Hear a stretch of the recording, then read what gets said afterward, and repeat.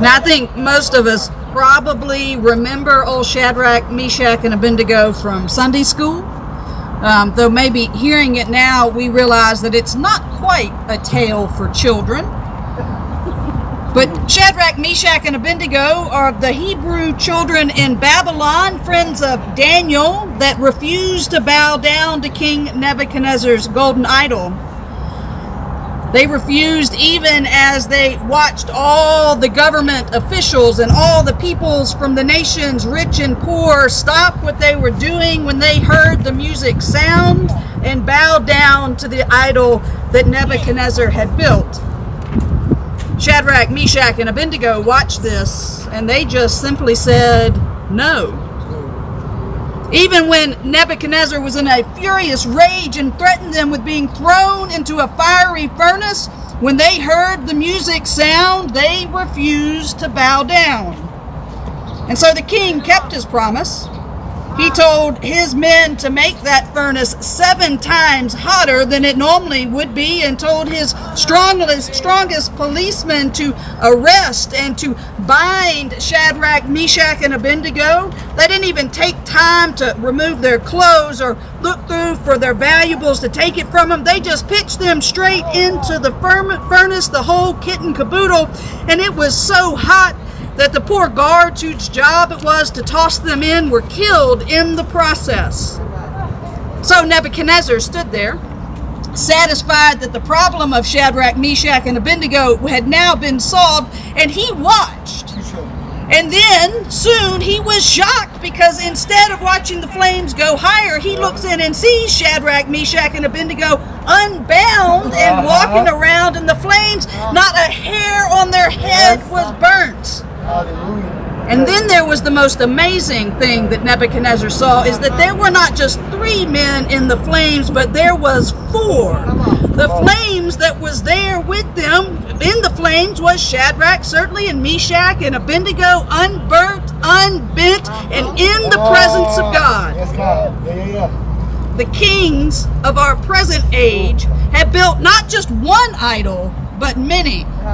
We have idols to power, to wealth, to technology, to possessions, to violence, to white supremacy. And it seems that the music that they play never stops sounding, and so we find ourselves pulled into a never-ending cycle of bowing down to the idols of this age. We are stuck in a game of musical chairs, except instead of taking away a chair, they add yet another idol that must be worshipped. So we are called to be like Shadrach, Meshach, and Abednego, to say, we are not going to dance to your tune. We will not bow down even when you're mad, even when you threaten us with violence or exclusion or call us names. When the music sounds that you're playing, we will not bow down. For a lot of us, we probably feel like we're already in the fiery furnace and that it is getting hotter and hotter. This pandemic has shined a light on the racial and class disparities in our health care, in our education, in wealth, in housing, and child care, unemployment. How much hotter could it get?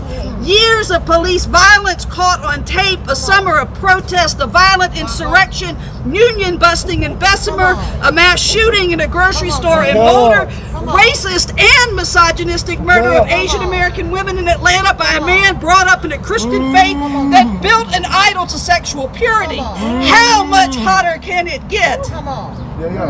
The temptation is that we just lay down in the flames and be consumed, or that we just give up and beg to be let out and find the first idol we can and bow down. But we've got to listen to the story of Shadrach, Meshach, and Abednego. It is the world that calls us to dance with the devil of injustice and oppression. It is the world that binds our hands and throws us away.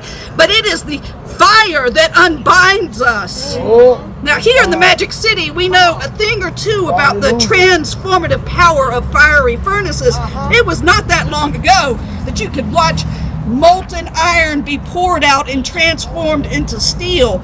We could watch as the impurities of the metal that made it brittle was burned away. We could watch as carbon was infused to the metal to make it strong. What went into the furnace was brittle and weak. What was emerged was what was strong enough to build cities in this nation. We may be in the fire now. White, Black, Asian, Pacific Islander, Hispanic, Indigenous, women, men, LGBTQ+, rich, poor, able-bodied, disabled, where the intersectionality of our oppression can be forged into the interlocking arms of our liberation. We are in the fire now, where our brittleness can be forged into strength. When we emerge like steel and can be honed to a sharp edge to cut through lies, or we can be the strong framework on which our communities are rebuilt. It was the faith and the resistance of Shadrach, Meshach, and Abednego that changed Nebuchadnezzar in his court.